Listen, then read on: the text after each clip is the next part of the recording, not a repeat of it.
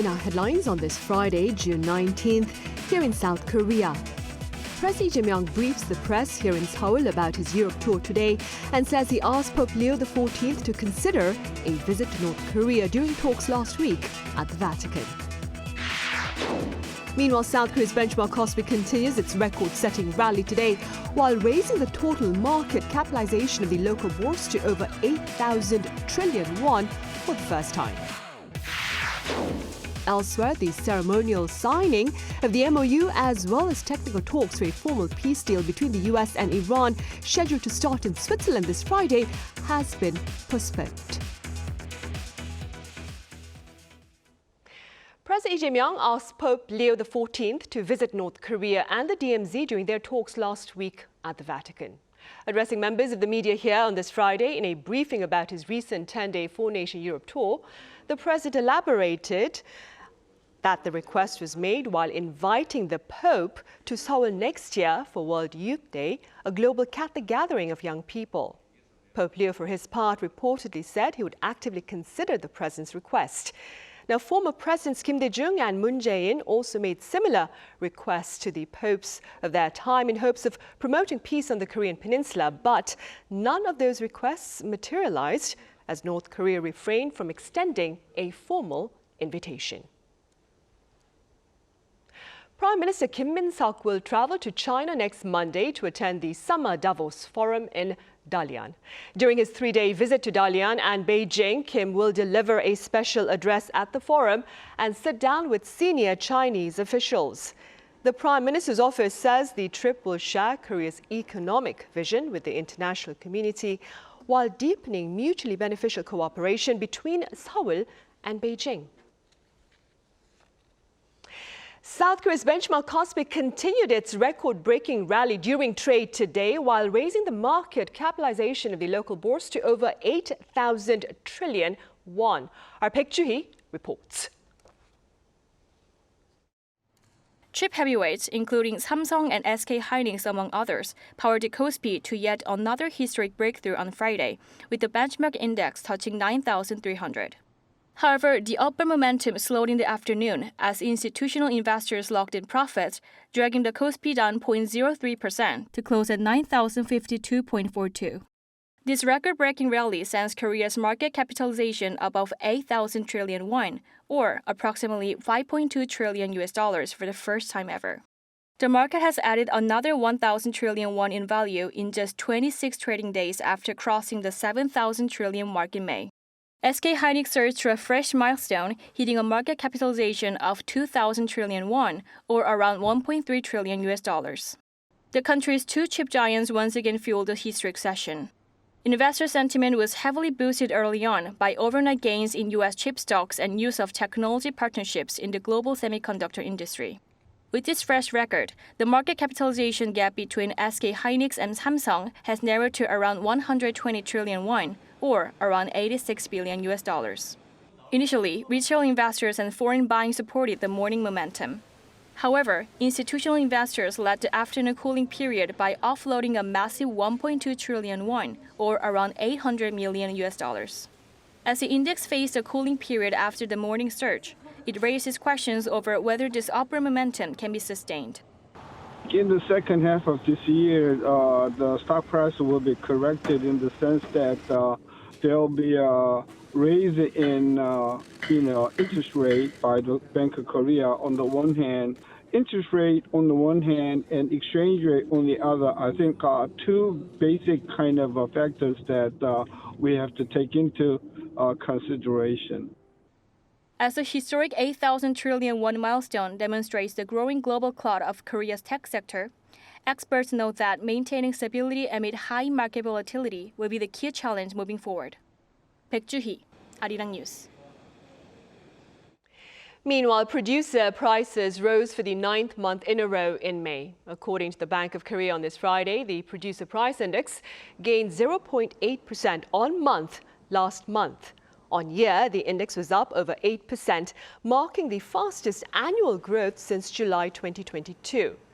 Meanwhile, prices for electricity, gas, water and waste management services rose 0.5% on month, the highest since 2022, when Russia launched its offensive against Ukraine.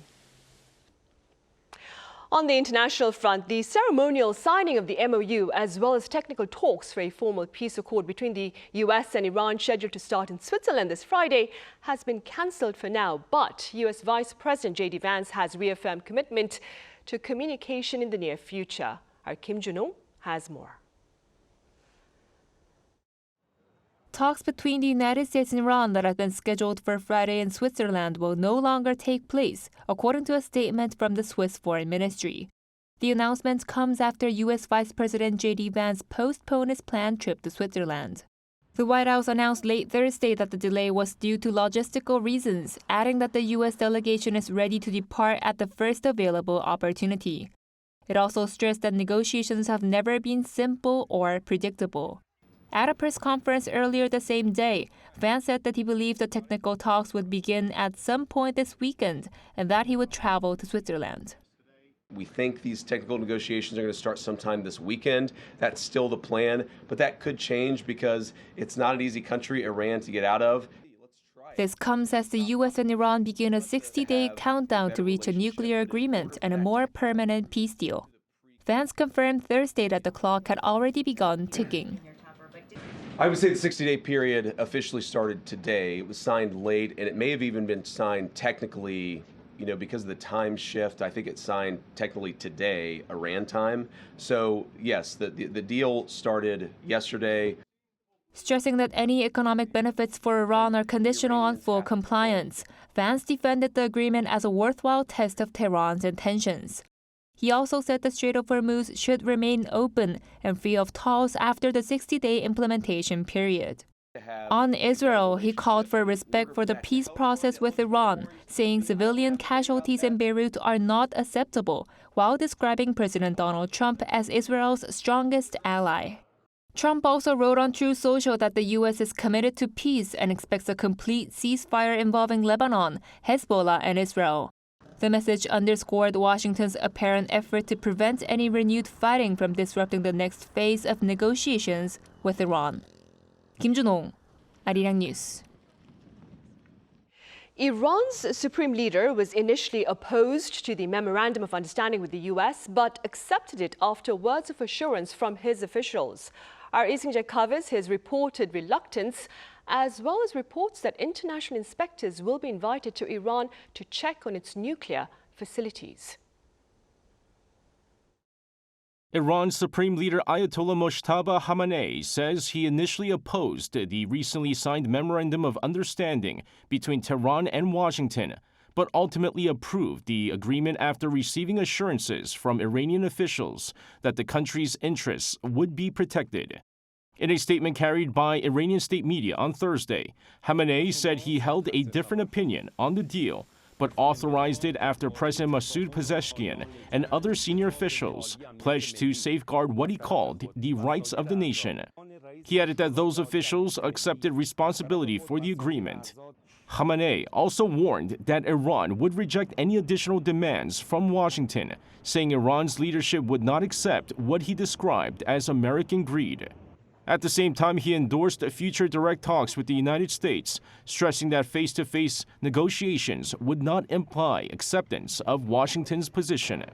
The Iranian leader also accused U.S. President Donald Trump of pursuing the agreement out of desperation, while reaffirming his approval of the plan. Meanwhile, Trump's special envoy Steve Witkoff reportedly told U.S. lawmakers that Iran plans to invite inspectors from the International Atomic Energy Agency to visit its nuclear sites and begin efforts to identify and recover enriched nuclear material believed to be buried under rubble at damaged facilities. According to people familiar with the closed-door briefing, Witkoff said the U.S.-Iran agreement contains no secret side deals. However, he disclosed the existence of a separate letter between Tehran and the IAEA that would formally extend the invitation for inspectors. Witkoff said the letter to IAEA Director General Rafael Grossi would allow international inspectors, including U.S. nuclear experts, to participate in verification efforts inside Iran.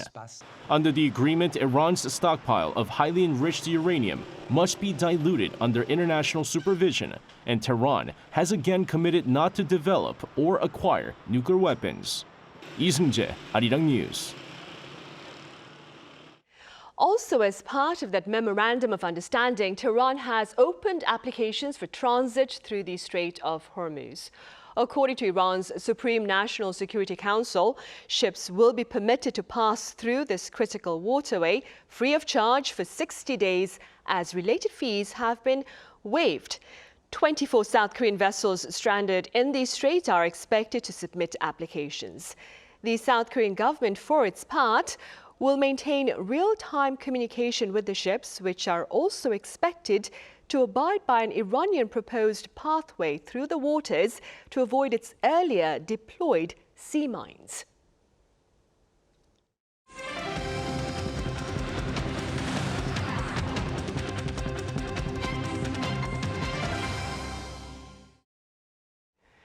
The Taeguk Warriors left the football ground with their first loss at the 2026 FIFA World Cup as their Mexican counterparts scored the only goal of the game. Our Chung Hae-rim files this report from downtown Seoul. South Korea fell to co-host Mexico in its second Group A match at the 2026 FIFA World Cup, missing an opportunity to secure an early berth in the knockout stage. Thousands of supporters gathered at Seoul's Gwanghwamun Square early Friday morning, hoping to see the Taeguk Warriors build on their opening victory over Czechia. Fans arrived wearing red jerseys, waving national flags, and chanting in support of the national team as kickoff approached. The match remained scoreless through the first half, with supporters reacting loudly to every attack and near chance. But 5 minutes into the second half, Mexico's Luis Romo scored, capitalizing on goalkeeper Kim Seung-gyu colliding with defender Lee Gi-hyuk. Despite falling behind, Korea continued to push for an equalizer and nearly found one late in the match. However, the game ended 1-0. Supporters at Gwanghwamun Square were left disappointed by the result, but many praised the team's overall performance. To be honest, I thought we wouldn't be a match for Mexico today, but the players did so well. I think we just had some bad luck and conceded that one goal. South Korea played well today. I actually took a day off from work to come out and cheer today. While it's sad, I hope we secure a victory in the next match. I felt like we could have won this, so it's a bit disappointing to lose like this. It's especially disappointing that Cho Gi-sung's header didn't go in. We have one match left in the group stage, so I hope we win it to advance to the round of 32. Despite the setback, the path to the knockouts remains open. Thanks to a 1-1 draw between South Africa and Czechia earlier in the day, Korea stays second in Group A with 3 points, meaning a win or a draw in their final match will guarantee a spot in the final round. Although Friday's match result was not what supporters had hoped for, there's still a chance for Korea to go through. The Taeguk Warriors face a crucial final group stage test against South Africa next week. Chung Hae-rim, Arirang News. And up next, our defense correspondent Kim Bo-kyung shares with us a rare first-hand experience of the grueling training endured by fighter jet pilots in the ROK Air Force. Do take a look. When watching pilots fly in the sky, one might think I could easily do that. But even after only a little training, you'd know that it's not true at all. A group of reporters got a chance to experience the training actual pilots need to do at the Aerospace Medical Training Center in Cheongju, Chungcheongbuk-do Province. Dressed up in flight suits, reporters received health checkups to ensure their safety. First was spatial disorientation training, requiring pilots to rely on tech rather than human sensory perception. This was followed by fighter jet emergency ejection training, where trainees are propelled upward by activating the ejection switch, preparing them for situations where manual escape is impossible due to extreme speeds. The highlight was the G test. G-test is one of the toughest challenges for trainee fighter pilots. You must withstand up to 6 times the Earth's gravitational force. I'm about to experience it for myself. Wish me luck. Gravitational acceleration is measured in G-force units. F-15K fighter pilots experience forces up to 9G during sharp turns, and if they don't breathe properly, they risk G-lock, which makes them lose consciousness. Reporters were asked to go through 6G for 20 seconds, and this left me dizzy, sweating, and stiff. But I managed to stay awake.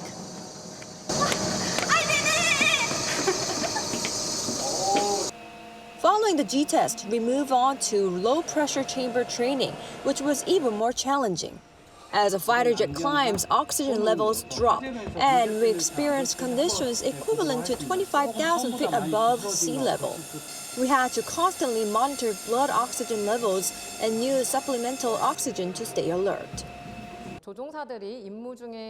We provide training to help participants experience and understand high altitude and high G conditions pilots may face from an aviation physiology perspective. We hope today's training gives you better insight into Air Force operations, and we will continue working to ensure flight safety. From disorientation to high G forces and oxygen deprivation, the tough training offered a rare glimpse into the extreme conditions fighter pilots endure. 김보경, Arirang News, 청주. In other news now, today is the 5th day of the 5th month of the lunar calendar, during which Koreans mark Dano, a traditional celebration of community, health and harvest. That being said, our Shin-soon was at the Gangneung Danoje festival to bring us this report. Green-tinted water flows through this person's hair, carrying the fresh scent of sweet flag. One by one, people bow their heads, believing each rinse washes away misfortune and welcomes good health. As the bustling Nanjang marketplace fills up, the rhythmic chants of the shamanic rituals could open Danoje Day. Although many of these costumes have faded over time, they're still very much alive here in Gangneung. Behind me, century-old rituals continue. Embracing this year's theme of leaving worries behind, visitors gain renewed strength from the first-hand enjoyment of traditional games.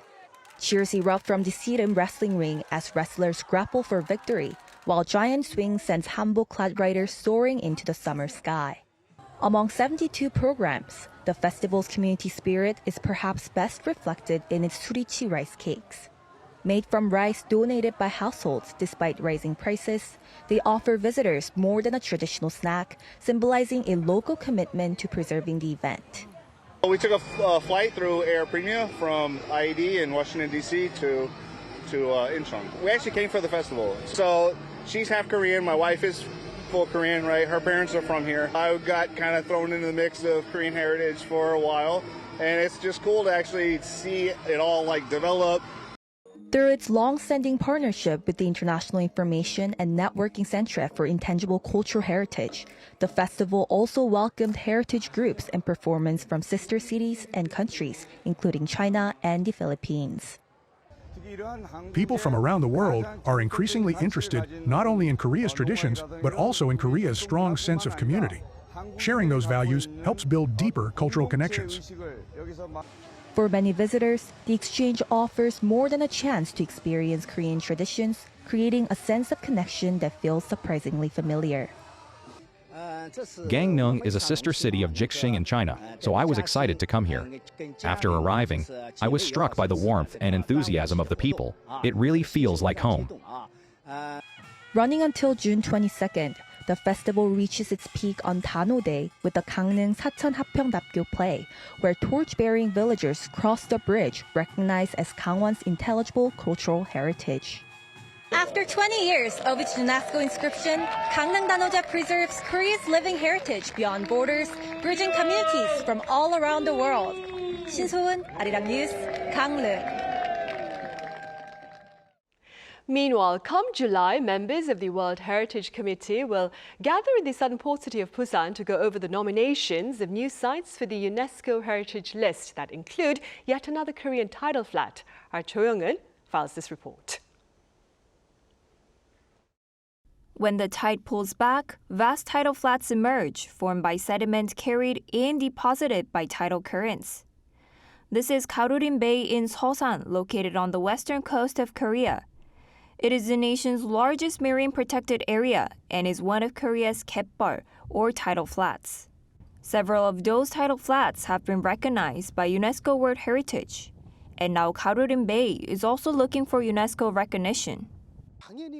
This is Seosan's 갯벌, and it is our responsibility to protect it. We are very pleased about the UNESCO nomination and believe it is one way to pass on a clean and healthy marine environment to future generations. Local residents and fishermen are very supportive of the effort. Local residents say preserving the tidal flats is about more than protecting nature. It is also about preserving a way of life that has sustained generations. These tidal flats helped us raise our children and make a living. We catch octopus here and sell it. This place is truly a treasure. Even if there's nothing to eat at night, you can come here in the morning and earn enough for dinner. When UNESCO inscribed 4 of Korea's tidal flats in 2021, it also pointed to an important task ahead, proving the ecological connectivity and integrity of the tidal flat ecosystem. Migratory waterbirds depend on multiple tidal flats throughout their journey. If the second phase inscription is approved, Korea's tidal flats will be recognized not as isolated sites but as a single, integrated ecological network with outstanding universal value. The final decision is expected to take place at the 48th session of the UNESCO World Heritage Committee, scheduled to take place in Busan next month. The outcome will mark an important step towards safeguarding Korea's one of the most valuable natural treasures.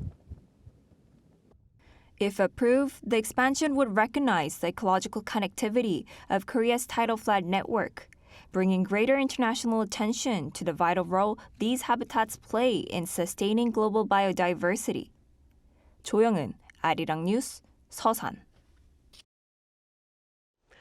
On the K-pop front, following a concert this week in Paris to celebrate 140 years of diplomatic relations between Korea and France, boy bands NCT WISH and 82 Major sat down exclusively with our culture correspondent Park Gonu to take a listen. 15 years after SM Entertainment artists brought one of the first major K-pop concerts to Paris, a new generation is now following in their footsteps.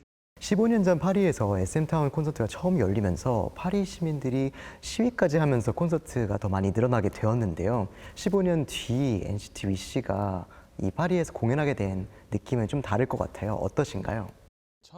We were able to perform overseas thanks to the artists who came before us. We hope to continue growing and become artists loved by even more people. NCT WISH says events like this highlight how music and K-pop can serve as a bridge between different cultures. Music connects people even more strongly than language does. Through our performances and music, we'd like to help people understand each other's cultures and become closer. They even hope to collaborate more closely with French artists in the future. France is known for so many great dancers.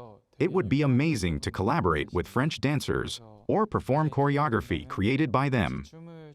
While NCT WISH just began its journey in Paris, 82 Major has already experienced the city's passion during a recent world tour stop. We learned a popular French football chant and tried it during our last concert. The crowd immediately joined in, and even after we thanked them, they kept singing it. That was a really touching moment for us. The group's growing international presence recently earned it a place in a new government-backed program designed to help promising K-pop acts expand overseas. With the support, we hope to introduce Korea to even more people around the world. We want to incorporate more Korean elements into our music and performances. 올해 한불수교가 140주년을 맞이했는데요. 이제 K-pop 아티스트로서 그 문화교류의 가교 역할을 어떻게 하고 싶은지 궁금합니다. We hope to become a bridge connecting fans from both countries through music. As we learn more about French culture, we also hope French fans will continue embracing our music and culture, creating a meaningful exchange. And judging by the reception they're receiving, the connection between Korea and France through music appears stronger than ever. Park Gonu, Arirang News, Paris.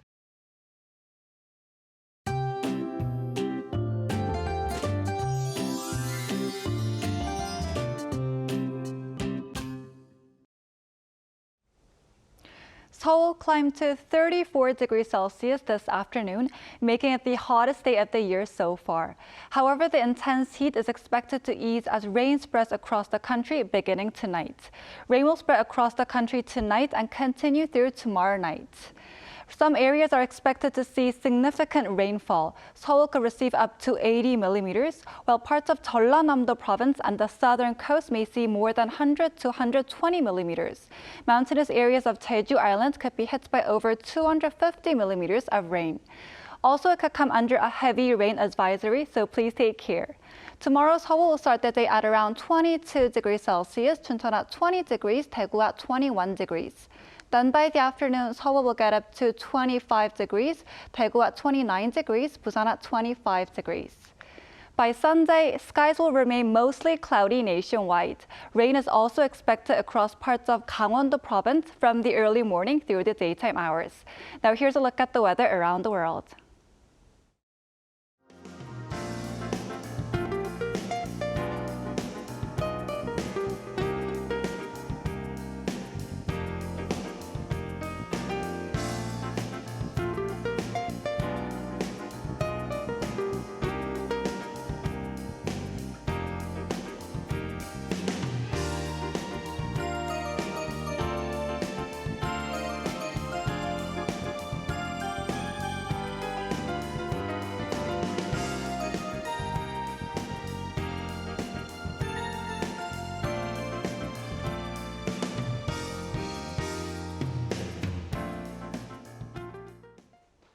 Those are the headlines at the SAR here in South Korea. As always, thank you for watching.